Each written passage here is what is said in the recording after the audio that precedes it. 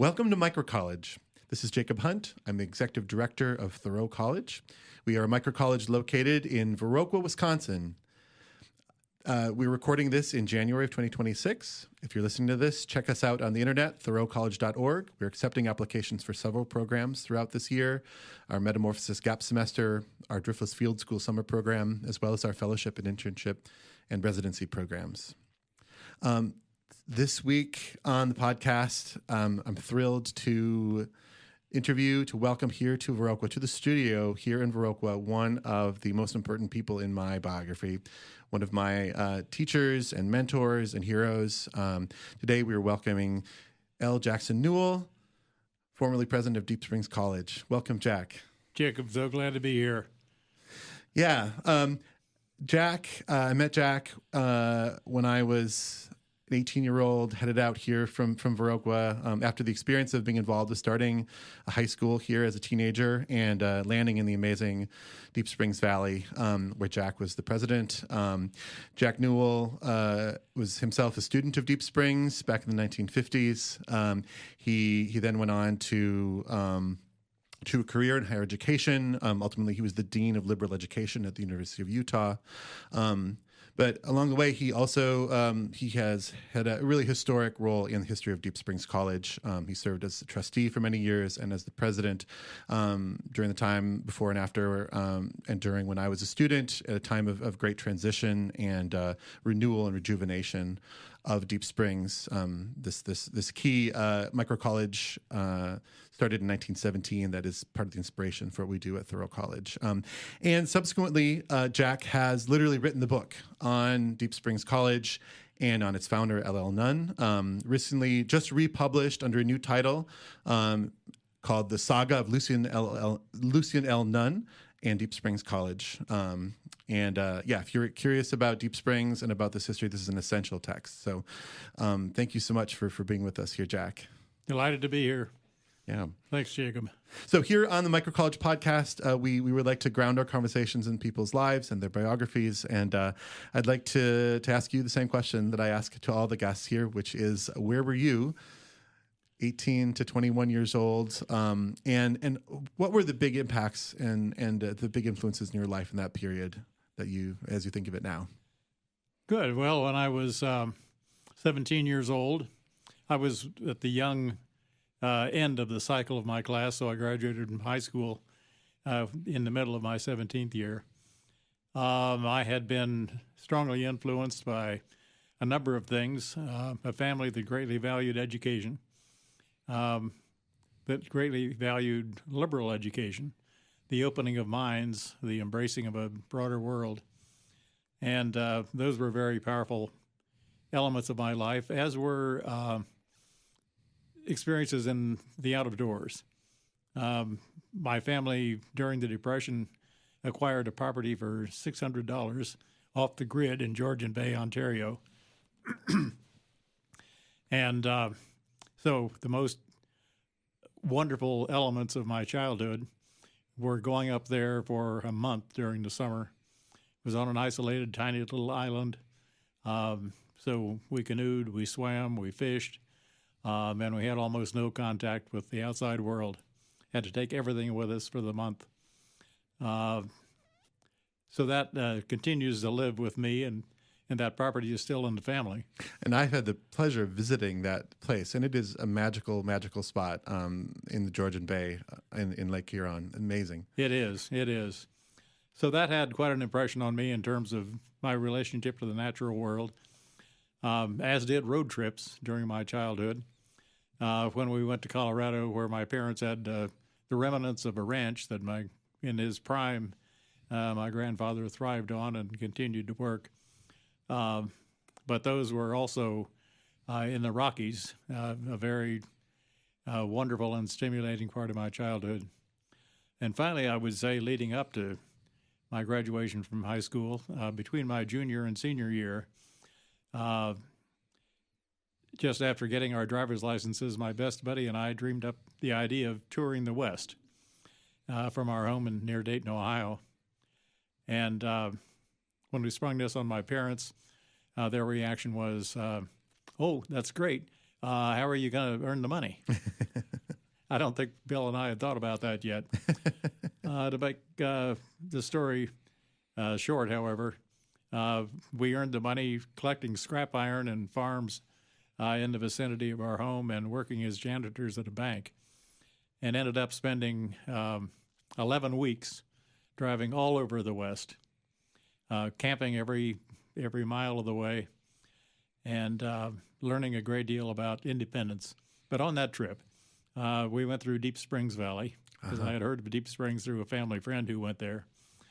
And that so inspired my imagination that I went back and studied extra hard to qualify for admission to Deep Springs during my senior year. So I was predisposed to experiences in nature, and I was predisposed to liberal education. And what a match when I discovered Deep Springs and was fortunate enough to be admitted. So another interesting story related to that is that when I was aspiring to apply to college, I had no idea whether I would get into Deep Springs or not. So I had a primary plan, which was to study geology at the University of Alaska Fairbanks. The Alcan Highway was relatively new at that time, so I hatched a scheme of buying a car with my dad's help, going to Detroit to pick it up. Then the idea was drive it up the Alcan Highway, sell it at such a profit that it would cover the tuition for my first year. So I had my room reserved. That plan was go when I got a letter in the mail from C.N. Whitman at Deep Springs saying, "You've been admitted." So my whole life course just flipped. Yeah. In, the opening of an envelope there. There was no doubt in my mind where I was going to go. So Deep Springs itself had a profound effect on me. At that time, it was a 3-year program. We didn't have classes in the summer. So combined with the farm and ranch work, it took 3 years to get 2 years credit. So it was a chunk of my experience again. And I can't ever remember being as excited as I was climbing into the upper bunk of my bed in the dorm room and just anticipating what was ahead. And what was ahead matched the anticipation that night. And I never got Deep Springs out of my system in a way. So I went on from there. Incidentally, I, through a nice quirk of chance, ended up working for the U.S. Forest Service during my college summers. And one of those experiences was particularly apropos, I think, particularly when I think about our common interest here of education. I had worked several summers as a smoke chaser, firefighter, and then at Crater Lake in the summer of 1960, I was hired as the fire crew chief. And so at the age of 21, I had 6 other guys who were a year or two younger than me, and we constituted the crew. I went at the request of the chief ranger a week early, and he put me through the paces, finding how qualified I was and how physically fit I was. He really put the screws to me. And then the crew arrived, and my job was to break them in and to train them. Some of them had not really fought fires before that time. And then after we had gotten all the equipment in order and I'd mastered the maps of the park and we knew how to get to every square inch of Crater Lake National Park should a fire break out in any of those places, we wondered what was next. It was a very wet and snowy spring, and so the area where you'd expect forest fires, much of it was still covered by snow. So the chief ranger invited me in to his office on July 1 and said he asked me a number of questions about our preparation, seemed satisfied. And then he said, have you ever done any carpentry work? And I said, oh, yeah. He said, like what? And I said, well, I built a bench that we have in front of the fireplace at home. And He said, no, did you ever build a house or a barn or something? I said, well, no, I certainly haven't. He said, well, do you think you could? Now he's asking a 21-year-old kid, do you think you could? And I thought I could. Of course, yeah. So he said, well, I'll tell you what I've got in mind. For a number of years, he'd been the chief ranger for 15 years. I've wanted a boathouse on Wizard Island where we can store the rescue boat that we just drag up on shore every fall, and then it gets beaten by the winter. And I'd like a boathouse on Wizard Island. So I'll collapse the story for now, but to say he gave me the rest of the summer, a great deal of freedom, and instructions for the dimensions of this boathouse, and almost nothing more. And he said, you've got the crew for the rest of the summer.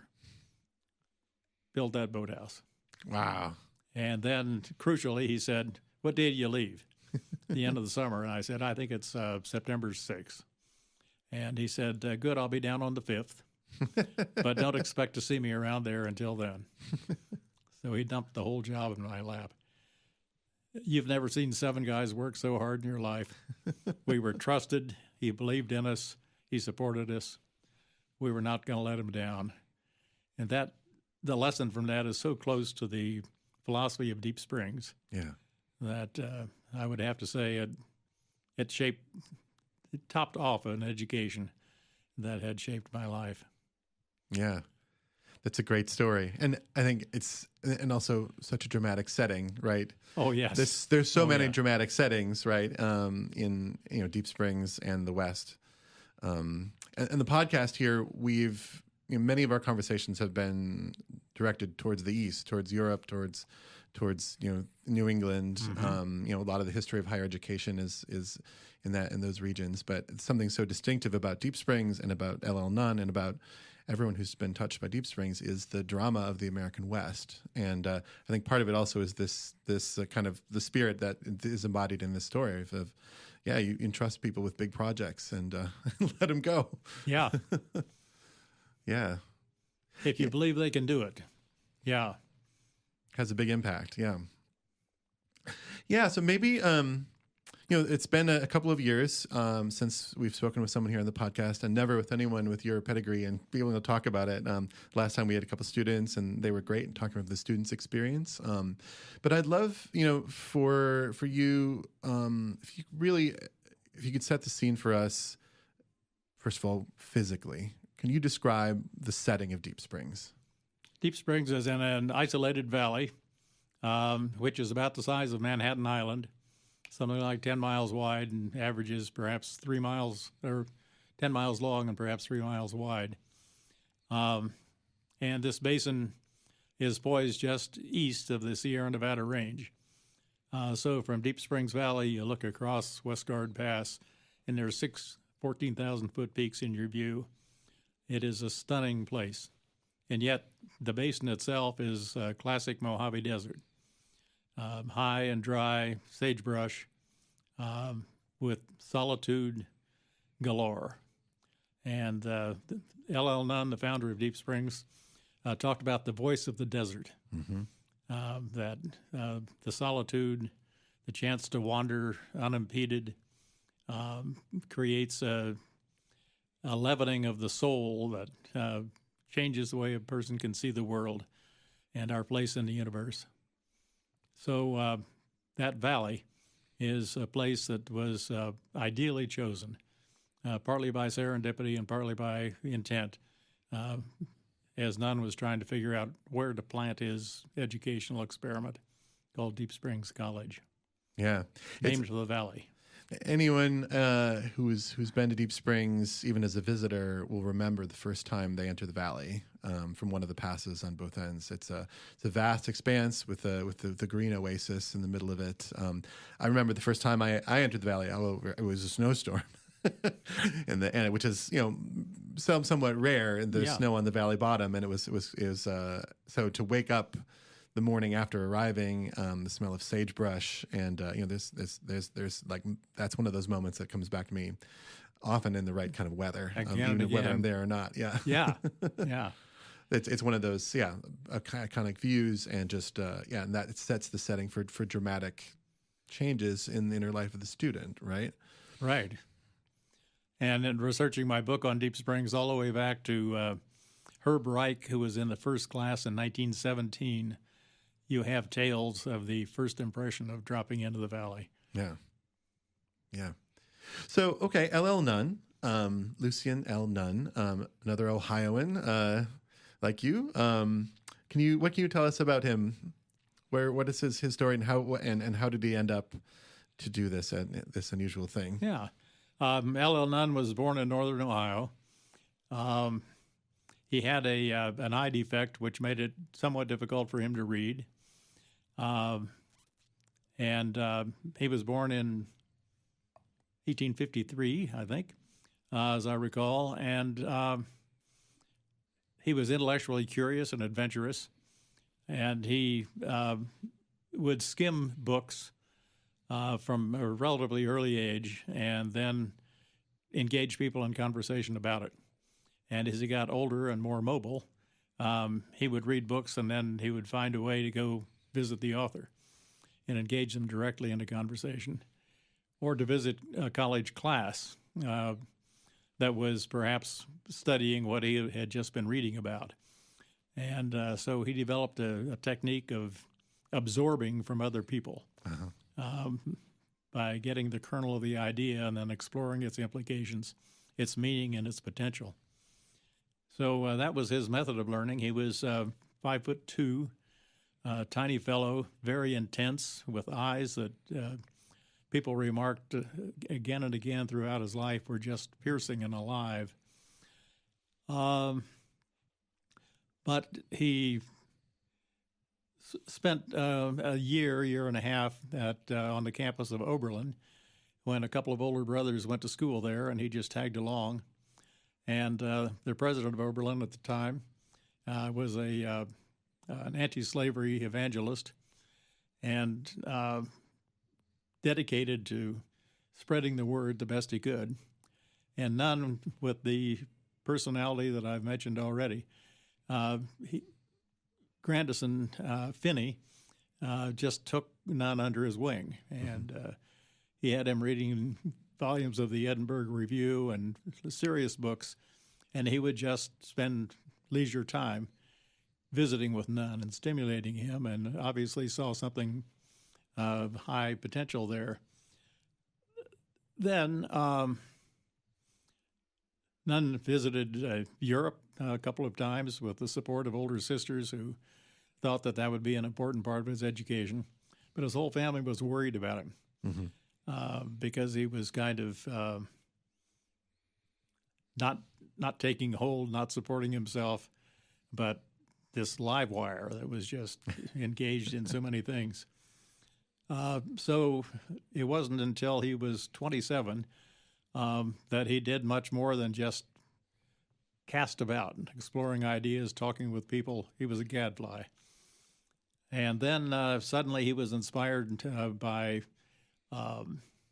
Russell and Teddy Roosevelt and others to go west and test his mettle, which he did, and ended up in Leadville.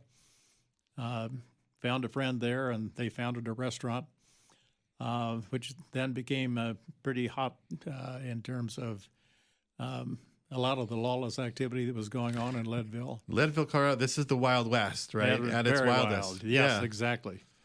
Well put. So ended up drifting down to Durango. That didn't work out very well. Telluride, Colorado was just opening as a mining area at the time, called To Hell You Ride, or Telluride. And so he and his buddy went over there and began building windows for miners' cabins in the winter, which then they get installed come spring, and went to work for someone who wanted him to help manage the mine, and one of many mines in that area. That led, however, to Nunn deciding that why should he be managing somebody else's mine? He'd like to do his own. So he established a mine of his own, quickly made that a success, ended up founding an alternate newspaper for Telluride, founding the bank, which is currently being celebrated for its architecture that he was behind. Things were booming. And then there was a labor strike about late 1880s. And more importantly, and this is partly behind the labor strike, by the way, they had burned almost all the wood off the hillsides to run the steam engines into stamp mills to reduce the ore. And so the mines were going suddenly bankrupt, 1889, and locals were wringing their hands and wondering what to do. And Nunn had an idea. Again, this intellectual curiosity had been following Nikola Tesla's development of alternating current and the potential that it had for being able to transmit over much greater distances. So Nunn boarded a train, went to Pittsburgh, found George Westinghouse, which I think he had arranged the meeting in advance, and said, look, Tesla's got the theory. You're developing the manufacturing capability. I can build the dam, put in the penstocks, run the wires to my mine, if you'll make a 100 horsepower generator matched by a 100 horsepower motor. And let's see if we can make this work. Well, Westinghouse was inspired by this. So he said, let's go to my board and present this. Well, they did, and the board turned them down. They thought this tiny little guy from Colorado, what in the world could he do? And so when Nunn and George Westinghouse left the meeting, Westinghouse says, they're an embarrassment to me. This is ridiculous. I will go in with you personally, put my own money into this project, which he did. So in June 1890, Nunn had everything ready to go. They had installed the equipment from Westinghouse, and they had a big knife switch, which Nunn himself threw, and the charge of the electricity bolted across the gap in the knife switch as it was closing. Scared the dickens out of everybody. But within moments, a teletype message came down from the mine, and the motor up there had leapt into action. The experiment worked. Yeah. So from that point, Nunn was much in demand by other miners originally just in that immediate area, saying, hey, could you build one of those for me? And this led to his giving up his interest in mines. The whole new excitement now was what you could do with hydroelectric power, alternating current. So that opened a phase of his career where he had the development of the world's leading technology in hydropower, and he built power plants from Canada to central Mexico, and ultimately the huge Ontario Power Works at Niagara Falls. And this is like, NVIDIA, or it's like, this is the cutting edge, like technology of the age, really. And it's also in all these remote places up in the mountains. That's exactly right. Yes. So as he developed all these power plants in those remote places, and by the way, he had discovered that his original assumption that he could just take men who worked for him in his mines and transfer them over to run these power plants. It didn't work that way. Again, modern analogy, old people don't adapt to computers when they were first coming out, especially. Always needed to turn to a grandchild to tell them how to do this or that. So the same thing was happening then. So his miners didn't end up being effective. So he went after students coming out of high school that were bright, maybe didn't have a chance to go to college, and he would hire them on a 3-year program at an educational center that he established at the Olmsted plant near Provo, Utah, which is still there. It's not operating as a school, but you can still see how and where it was. The idea was take these students, have them work full-time the first year as interns, and if they showed promise, the second year, he said, okay, you're going to be half-time student and half-time labor. And if they did well that year as students, third year, you're a full-time student. And at the end of that third year, if he still believed in you, then he said, I'll pay your tuition to study originally electricity and hydropower in Ohio State and Cornell, were the places to go at that time. So at one point, he had over 400 students whose tuition he was paying. And then he ran into a huge conflict with his co-investor. He always made sure he was the primary stakeholder, but he wanted other people with him so we could multiply the effect of his money. But James Campbell from St. Louis was his secondary investor in all the Telluride Power Company business, and he was wanting to milk more money out of the company, and didn't like what he called the diversion of their money into these educational projects. And Nunn said, look, they're essential to us having people to run our power plants. It's actually an efficiency. Well, Campbell didn't buy that, and so he sued Nunn for maladministration. And this ended up going to the federal court in Colorado, which inspired Nunn, thinking that he might well lose this battle, to found the Telluride Association at Ithaca, at Cornell in Ithaca, New York, with the idea of turning it over to the students, therefore protecting, no longer being an owner. Right. It protected those funds from losing the suit. Well, it ended up in 1912, he won the suit, and he immediately turned to Campbell in a total surprise to Campbell and said, okay, I won, buy me out. Yeah, because he was now interested in education. That's right. Right. So he knew what he wanted to do.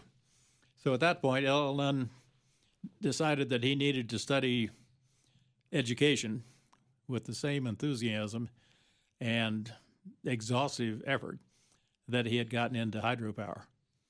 And so he took 3 years of his life, which were 1913 through 16, studying and going to visit people like John Dewey, Alexander Meiklejohn right here in Wisconsin. Actually, he wasn't here yet when he founded the basic college at the University of Wisconsin. But definitely he was a national figure, and he was one that Nunn connected with. Again, seeking out the cutting edge, whoever is thinking the best and the brightest at that time, and going in, like encountering them and talking to them directly, like with Westinghouse. That's exactly right, yeah. And no compunction whatever about going to see the best. Yeah. He didn't apologize or think, oh, no, not me. I'm just a guy out west developing power. He always had this instinctive confidence that he could go talk with anyone and learn from them. It's a fascinating thing that I think that is, Deep Springers are a very diverse group of people. There's academics, there's business people, there's politicians, there's artists. But one thing that you see in a lot of Deep Springers is that quality. There's a confidence, and let's try it out and let's go to talk to someone, and that seems to be one of the products of the Nunnian education. You nailed it, yes. And I see that in you, Jacob. Yeah, I feel it. I think it's certainly one of the things I resonated with there, because I did get some of that out of my high school experience too. Yeah. Yeah, it preceded Deep Springs in your case. But as yeah, well. to have a group of people who have that confidence is powerful, just atmosphere to be around. No doubt about it. Yeah. Yeah, so the Telluride Association was the first, was an important founding, still existing today. I should mention we're speaking here on the occasion of a summit of Nunnian institutions here in Viroqua. We're really proud to be hosting at Berea College this weekend in the middle of January. It'll include representatives of Deep Springs, as well as Telluride, the older siblings in this movement, as well as Berea College and several other newer foundings out of this impulse. But Telluride is founded in 1911. It was, yes. And then Deep Springs in 1917. Right. So yeah, can you trace the evolution, or what's the relationship between Telluride and Deep Springs in that initial kind of constellation? Sure. Well, Telluride is physically akin to a fraternity or sorority house on the very edge of the campus at Cornell. But the idea is completely different, and that is this is to be a self-governing group of students, one of whose responsibilities is to orchestrate the small fortune that Nunn gave them and entrusted to them to keep this educational dream alive. And the educational dream, I think we should say, had to do with developing a can-do attitude, the kind of quality that you just mentioned in our conversation now, and that would inspire an interest in democracy. That is, that you trust people, you give them responsibility, and you expect them to act in the common interest, in the public interest. So these ideas were very strong in his mind, and now we're talking about a period when the U.S. is in World War I. There is great public concern over what's happening to the democracies. Could democracy survive in the world? And Nunn was saying, yes, I believe in it, and my educational project is going to give students so much responsibility, and so much is going to be entrusted to them that they will naturally come out of this experience believing that it can be practiced as a nation, as a culture, or even as a local community. Yeah. It's striking. In the podcast, and as we've been interviewing people, this is a widespread feeling in this time period here and abroad. The Danish folk high schools, which we've explored quite a bit, have a very similar impulse, both in the middle of the 19th century when they first were started, but also in this period, World War I and thereafter. There's a sense of democratization and a lot of concern of whether that will work out. Are people ready for it? And is the world ready for it, for this broad expansion of the franchise? And this is the time when women start to be able to vote. There's an expansion of just in different countries, people get the right to vote for the first time at all, and all of these things are, there's a thought that there's the educational system needs to adjust to this reality. Yeah, another phase of Jefferson's ideal that if you're going to expand the right to vote to more males at that time, but in the Westering movement in American history, then you had to expand education, because you can't practice democracy unless people know and are able to converse about the issues and think beyond their own self-interest about what this means for my community, for my territory, for my state, etc. Yeah. So we can see both Telluride and Deep Springs, participatory governance of various forms is core to Nunn's ideal, and giving of real responsibility over real things, whether it's big pools of money, in the case of Telluride, or buildings and machines and real important kind of practical decisions. In the case of Deep Springs. In the case of Deep Springs, which is initially is younger students, 3-year programs you mentioned. What are the key elements of Nunn's initial vision for Deep Springs, and how has that evolved over time, over the last over 100 years or so? Big question. Yeah. We'll start at the beginning. Yeah. I think Nunn believed that strongly that the soul of a person, or character, as was the word most often used in those days, was something that was essential to be built if you were going to have people who could function in a democratic society or help to lead a democratic society. And this, he believed, could only be built through what he had been observing in the education of these students in the power plant, starting with technical education. Still, he was watching and he was saying, these guys are learning stuff that is quite unusual, because like during that second year that I described, they're working half-time, they're studying half-time, and they're seeing the connections. Then they go on to their third year at that school at the Provo plant, and they're studying full-time, but this is all infused by the direct experience, frustrations, successes that they had working a power plant, often in remote places. So responsibility, he came to believe, was a great educating force. So he wanted students to be given real things to work on, as you just said, and not play projects, right, but things that actually have to be done. And then trust, the ability to first to choose them wisely, which he winnowed out the ones who he didn't think were so good in that 3-year project of work the first year, half the next, and so forth. So by the time he was supporting them for study at Ohio State or Cornell, he was pretty sure he'd chosen students who had the potential to succeed and might grow up to be something like him, I would have to say, is what he had in mind. Anyway, so you have real work that you want to be at the base of this, high stakes, I think even dangerous elements, which are always present in education that involves getting your hands dirty, being students having the experience of being trusted with the work, not supervised immediately, and essential to that, learning of your success, not by a superior saying, "Oh, good, nicely done," and patting you on the head, but instead, "Oh, that fence I built is working. The cattle are not getting into the hay." It is self-evident. Yeah. Yeah. So natural consequences is what I like to think of that as being. Yeah. So it's so much more effective to learn by discovering yourself that you screwed up than it is by someone telling you that you screwed up. Yeah. That's a totally different psychology. I really, as a teacher of high school and now, college age students, like there's such a hunger in many students for that type of feedback from the world. Yeah. Right? There's a real sensitivity to fakery and artifice in an educational program, and it's hard to design, really, honestly. Like a farm or an enterprise of some kind that has real consequences is pretty much the only way to do it. Yeah.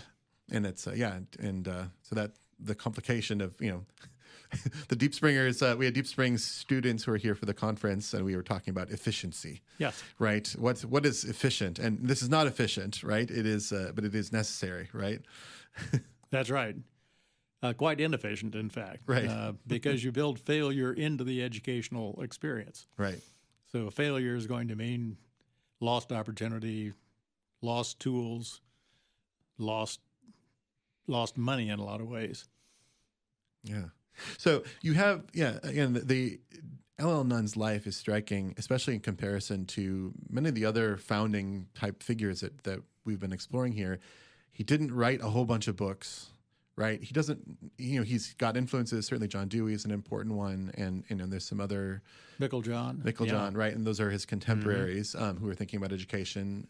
But really, like, he's not part of a philosophical kind of a lineage or anything like that. He's a man of action, of experience, and these developments coming out of they're experimental and iterative, and they lead to what we come to know as Nunning education. Exactly. Now. Yes. Did he have a conception of what the academic component of Deep Springs might include?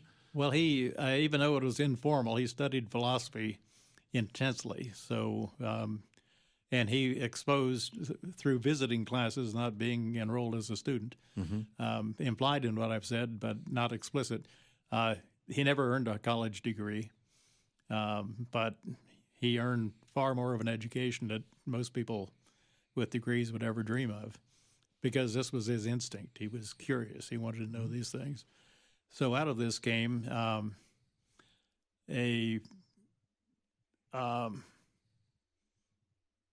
would I say what I'm trying to say here? Out of this came an awareness that the way we do things is not necessarily the way things might be done best.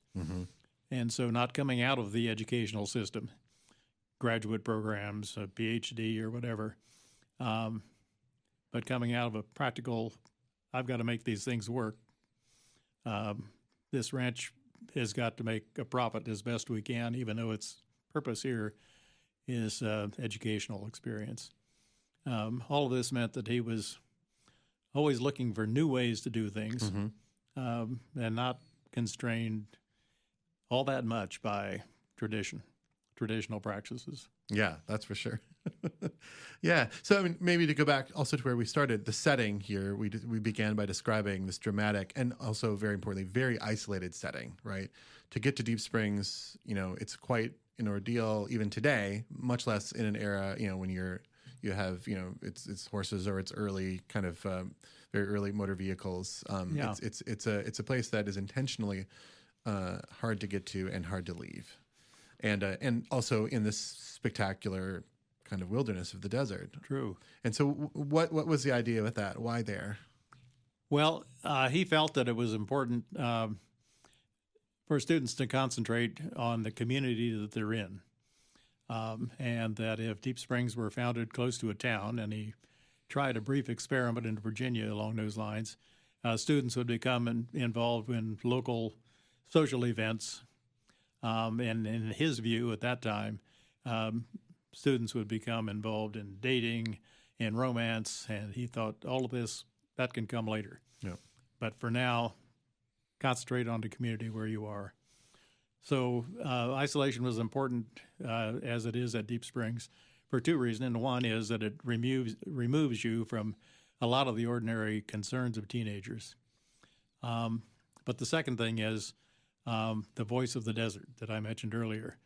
The idea that in a remote place with solitude, you would have a chance to reflect and to think and just stand back in awe at the natural world.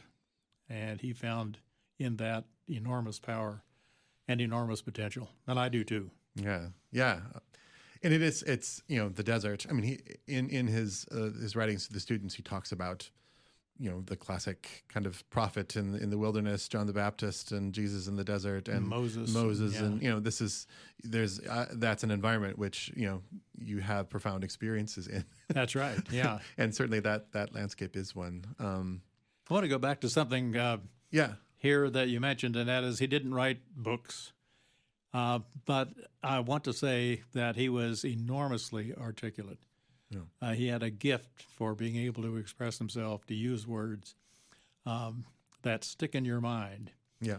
And I think a lot of the endurance of his effect in education, his effect on you and his effect on me and others like us, is the fact that he said things so damn well that we remember them.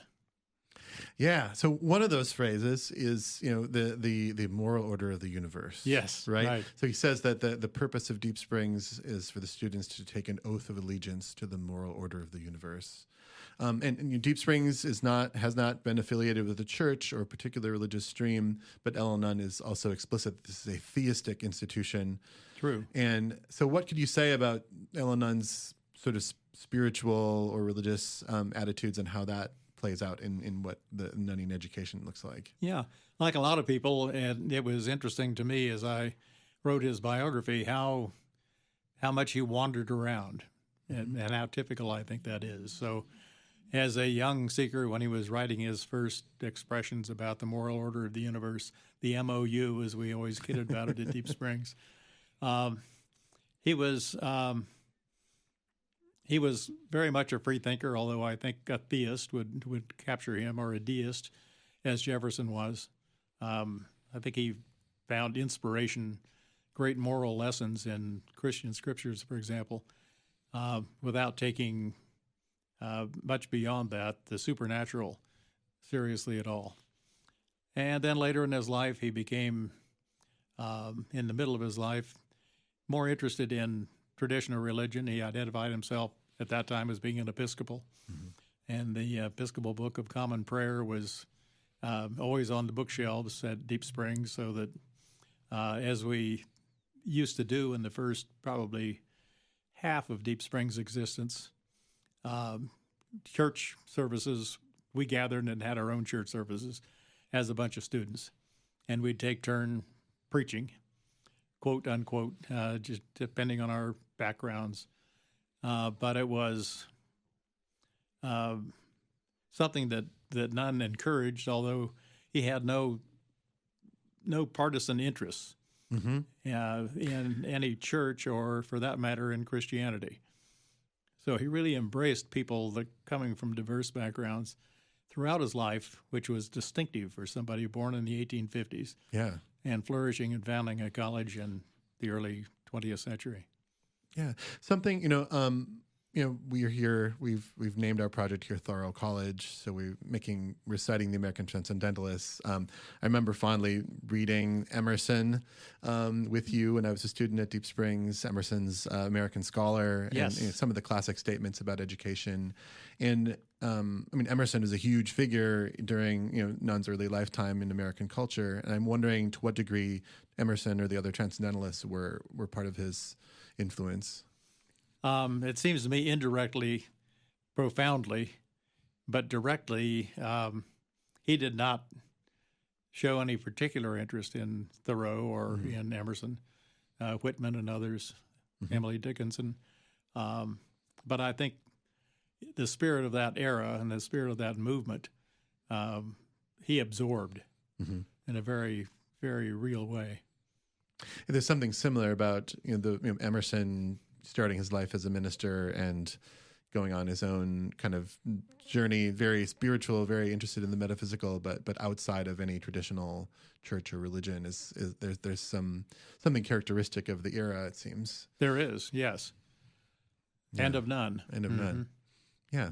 So you starting with your experience as a Deep Springs student, and then concluding with your and continuing with your ongoing leadership and also writing this history, you've made a career in which you've become one of the foremost kind of theorists and observers of experiments in higher education in America. And that's one of the things we studied. It's an interesting part of the origin story of Thoreau College. when I was a student, one of Jack's students, that we had a little class, it was maybe probably Deep Springs class, 5 or 6 students on experiments in maverick colleges. And 2 of the students in that class are now executive directors of new colleges or of experiments. So highly effective. That is a testament to the effectiveness of Deep Springs, if there ever was one. So, but I think one of the things I remember from your formulation there is that if we look at certainly the last 100 or 150 years in higher education in America, there are waves of foundings of new Exactly takes right. on higher education, of which here being gathered at Nunnian Summit, we're clearly in the middle of another one. But I'm wondering if you can situate that history a little bit. Deep Springs is in the progressive era. There's other colleges founded around that time, and it's persisted all the way down to be over 100 years old now, and to be inspiring another wave at this moment. Yeah, Nunn was so concerned that his ideas would not perish, and that Deep Springs would become a model that might be adopted elsewhere. And observing this through my awareness of the history over the last century of Deep Springs, outside of a few people like myself who entered higher education with this ideal and tried to bring it to life in the undergraduate programs at the University of Utah, for example, it never has really caught on. So what's inspiring to me, Jacob, is what you're doing, and Bryden Sweeney Taylor and others in these new micro colleges. That is, this might actually multiply. It might actually take root. And it makes sense because in many ways we're looking at the same social conditions and crises in America today that were present when Nunn was dreaming up and founding Deep Springs a century ago. Oh, what would those be? Well, primarily we're looking at 2 things I guess I would mention among many, but we don't have forever.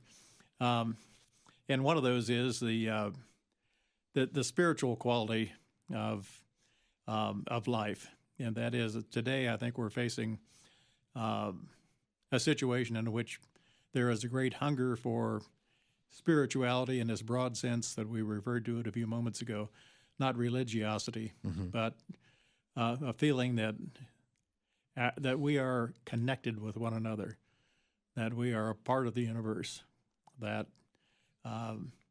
we are insignificant, and humbled by that, at the same time inspired by the awe of the beauty around us, as you described the physical beauty of Deep Springs earlier. So I think the micro colleges that I'm seeing jump up now, like Thoreau, they all touch the spirit of a student. Yeah. They make you feel differently about yourself, your place in the universe. your connectedness, particularly with other humans and with ideas that make human life more pleasant, more bearable. So some of the language that we've been using, has to do with meaning centered or addressing a meaning crisis. Yeah. Which is that certainly quickly comes up when you talk to students who apply or attend here or at Thoreau. They're like, what are you? There's a connection, I guess, to the world and to each other, and that you could call a spiritual connection. That's right. Yes, and we all yearn for that. Mm-hmm. And yet, in our highly technological age, and in the changing culture of the world and of our own country, material success becomes more and more the measure of the person. And what it seems to me people like you and I are fighting for, and that is that you can't educate somebody with facts. These facts have to be understood through the context of ideas: liberty, justice, equality, mercy. And how do you learn those? Well, you have to live them. Yeah. And you live them by being in intense relationships with other people where the stakes are high, you've got a job to do, and you build that trust. Yeah, that's for sure. Yeah, it strikes me we are in another era of concern about democracy also. That's the other point I was just going to bring up. Yes, exactly. Democracy is on the skids, not just in America, but in many other places around the world. And we see these swings of the pendulum, but I think we're seeing a swing of the pendulum in an alarming direction further today than we have experienced in America before. Mm-hmm. We had McCarthyism in the 1950s. We've had the Know Nothing movement over a century ago, but trust that people can get together and make decisions in their interest and in the interest of the world that they occupy is certainly down. And it's down in terms of the most prominent leaders. It's down in terms of the material emphasis, preoccupation that we see in the media. Yeah. But it's not down in individual people. We still yearn for this connectedness. We still yearn for this meaning, that I am more than just an animal mechanism, that I can matter, that I can bring joy to other people around me, near and far, and relieve suffering in the same way. Yeah. So, I mean, I see. I mean, we've there's such a collapse of trust in institutions in our culture right now, and when I think about my experience at Deep Springs and also in high school, where we had similar like participatory governance practices, is that when people, the era of media and information we have, some of the warts and wrinkles of leaders and of institutions become evident in a way that maybe was different 100 years ago. Yeah. And that's disillusioning. Like, oh, those people are, they're just corrupt. They're human. Yeah. Right. And I think I really value what I took out of my experience in the sense of seeing you and other teachers and leaders and colleagues work through complicated and messy situations in real time. And so what I took from that was a sense of, leaders. Certainly, you can have corrupt and leaders who are have malicious intent, but in general, like it's hard to be to run something, right? Whether it's a government or a business or a college, even a micro college, right? It's contingent, and what's important is transparency and the process, and a commitment to working it through with the people that you're with, and that's been a real touchstone, I would say, in my life. Even looking out at other institutions, like, well, maybe, yeah, it's the call is not to withdraw, but to dig in. Yes. And I think people are yearning for that meaning, and they're yearning for a chance to dig in. They're yearning to matter. Yeah. Well, Jack, I think that's a good place to end our conversation here. We're about an hour or so in, and it's been a long time ever since I started this podcast. You were at top of the list there of people I wanted to talk to. So I'm really delighted that we had the chance to do this with you in person in studio here in Viroqua. Thank you so much for coming all the way here. We'll be delivering the keynote address tomorrow as part of the Nunnian Summit, and thank you for your leadership and for your scholarship. Thank you, Jacob, and thank you for what you do. Thank you.